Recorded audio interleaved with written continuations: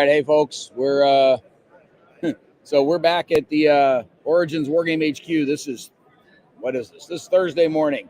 We've been here today and we're already losing track of time. So Thursday morning at the Wargame HQ here at Origins 2024, and we've got a really full batch of stuff happening over here.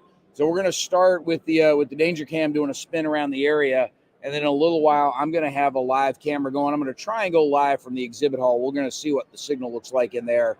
Just to get the mad crush of people when they first open the doors in there.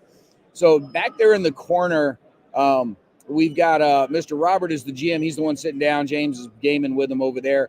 That's the Charge Eagles Rising Napoleonic Minis rules. And so that's the game going on over there with they're playing Quatre Bras. And so we've got 6 sessions of Quatre Bras going on. You're going to see that one several times over the weekend. But they're in the middle of refighting that one. As we start to rotate around the room here, other way. What's the camera operator's going the other way? So there's Mr. Kevin teaching Halls of Montezuma for Fort Circle Games, and Tori Brown, the designer of Votes for Women, is leaning over teaching a full table of that one. Both of those games, like the entire series of Halls and Votes for Women, sold out pretty quickly for us here at the Wargame HQ.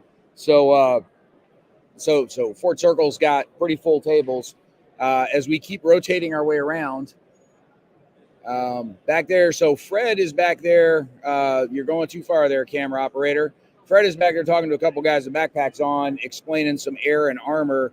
Fred is here. Bruce should be here soon. They're going to be doing air and armor. We've got 3 sessions of the new game. It's brand new, like it's just hitting people's mailboxes this week. But we knew that it was going to be ready to go. So Fred and Bruce have 3 sessions of air and armor. Fred's setting up for the first one that starts today at 10 a.m., so 20-ish minutes as we're shooting this. As we keep going around the area here, the Song for War guys are back. That's Seth's back that we're seeing right there. He's one of the 2 designers of Song for War. And that is, again, they took their old Mediterranean game and they split it in half. Today they are playing the North Africa half of the game, where last night they had the Italy game going. As we keep going, you'll see Mike Colello there setting up for Space Empires 4X. That is BB Mike of Mentioned Dispatches and podcast fame. He's also the guy that runs My Own Worst Enemy, the YouTube channel. So Mike's setting up for a bigger Space Empires 4X game. Up in the corner, that's Todd doing his next run through Normandy 44. He's got Bill and Wade are 2 of the guys playing there. They're pretty regulars coming here to game with us as we start to work our way around the table. We're seeing a bunch of the same games today that we had last night, but we're going to start seeing a little more variety hit some of the tables later today as we work our way around. So the next one, that skinny table there, that is Catastrophe Games, and Aiden is the guy standing up with the hat on. He is busy teaching Solder City. That is a forthcoming game from Catastrophe Games. That is it's based on the Zermatt mechanics, but it sort of modifies itself a little bit for an all-urban setting. The next table to that is we've got Ian Brown, the designer of the Maneuver Warfare card game.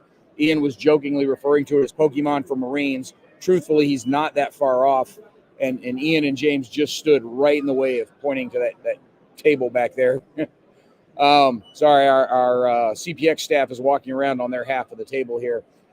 So Ian's back there teaching his Maneuver Warfare card game. It's a deck builder game that gives you a bunch of terrain, different kinds of terrain to fight over as a part of near future conflict.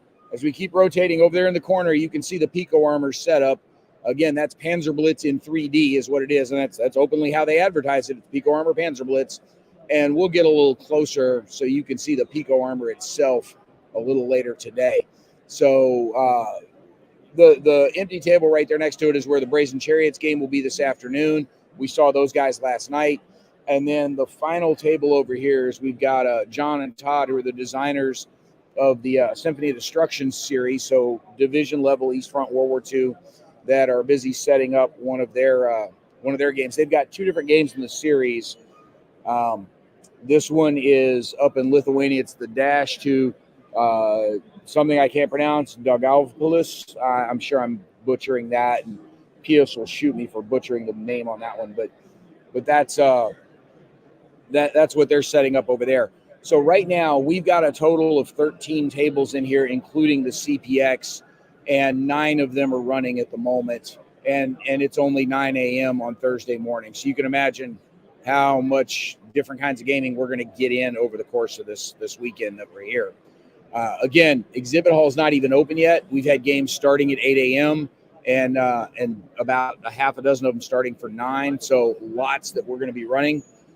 Feel free, for those of you that are just at home watching, look, sorry, you're missing a ton of fun down here. We will be bringing you regular updates throughout the day. We'll try and give you a 10 to 15 minute warning before we go live, but you'll get a chance to see what's happening while we're here. And then we'll slowly pan around the area to give you a little more of a look at our booth. Slowly pan around the area there, camera operator. If you got questions about what's going on, feel free to throw some notes in the chat quick, and I will try to get them answered for you. Otherwise, we will pull the plug on this live hit and check back in with you a little later with the mobile cam and try and get you up close and personal with some games later today. You slow down a little bit. You give people some motion sickness. I'm also going to go walk around the tables themselves a little bit while the games are going on a little later today and get you a little up close and personal, similar to what we did yesterday. So I see we've got over a dozen people watching. Thank you guys very much for popping in and checking out what we're showing. If you've got questions, comments, thoughts, anything you want to pitch in with, please feel free to throw those questions in the chat, and we'll try to answer them. We're gonna try something with the danger cam here. How close can you get to either of the Fort Circle tables there, camera operator? Let's see how far our USB cord is going to stretch here. All right, there we go. Get a decent look over Kevin's shoulder there at the Halls of Montezuma game. So this is one of the 2 that's sort of stuck on the boat that Kevin's trying to get into Baltimore so we can start shipping around. It's a 2-player game. We play a lot of our 2-player games with 4 people, especially learning games, because something that we've learned over the years is even if the game doesn't naturally split into 2 different roles on each side, having 2 players collaboratively discuss what's going on each turn helps them with learning the rules, where they can sort of bounce some questions off of each other, but also helps them with some decision making, because some of that internal monologue now gets externalized and they're discussing things together. And that sort of encourages people to open up a little bit more about what they're thinking and what they're deciding to try to do. And it's a little easier to help coach some folks along.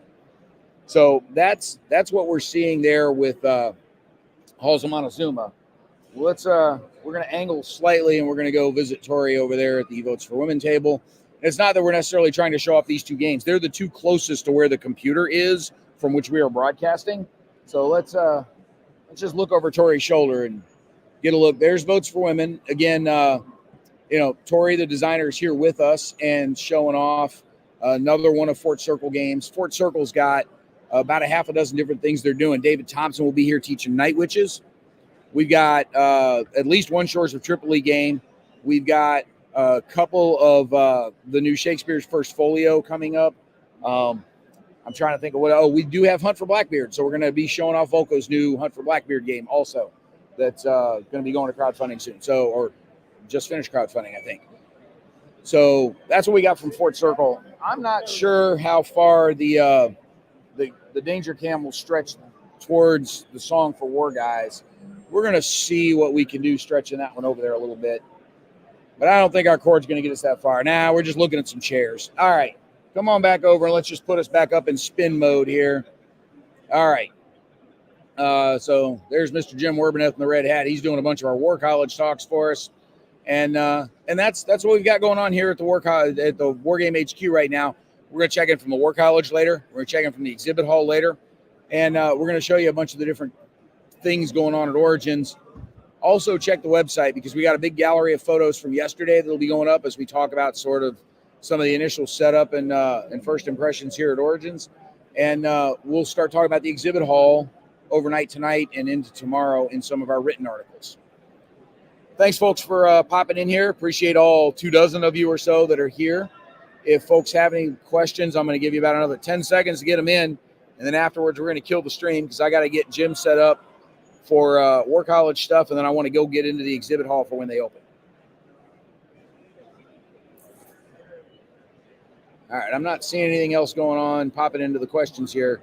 So thank you guys. Appreciate it a lot. And we'll be back later this afternoon with some live hits.